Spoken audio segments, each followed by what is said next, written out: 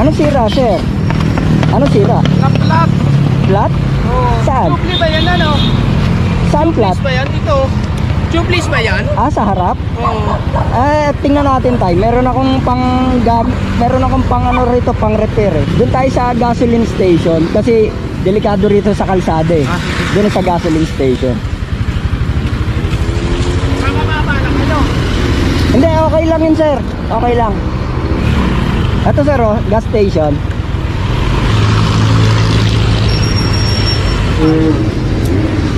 Saan ka pa papunta, tay? Ha? Saan ka pa papunta? Nagkatid ako ng estudyante. Nagatid ka sa school ng anak? Oo, doon sa ano. Pinasakay ko na lang sa tricycle sa Central sana.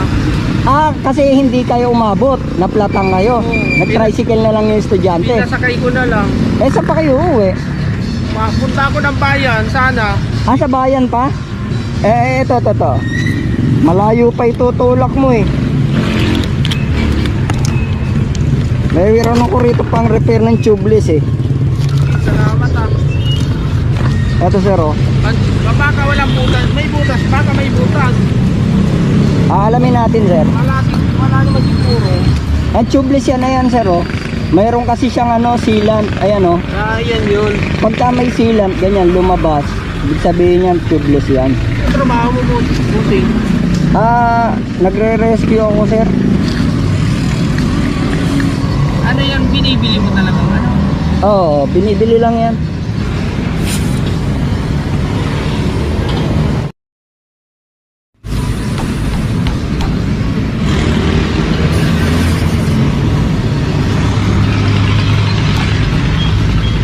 Ayan, matigas na, oh. Hindi na ba? Wala na mga ano? Di ba?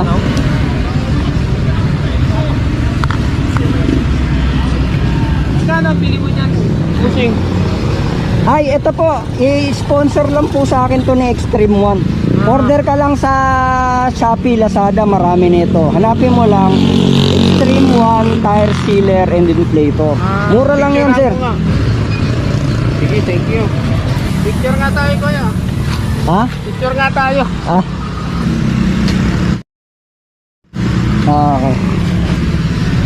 Ay, hindi ako naniningil, sir. Okay na yun. Ang mahalaga, makauwi na kayo. Kasi kanina pa kayo naglalakad eh.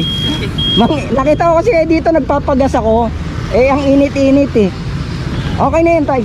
Salamat ah. Galang naman po. Ano pangalan mo? Nas po, Nas. Nas. Opo.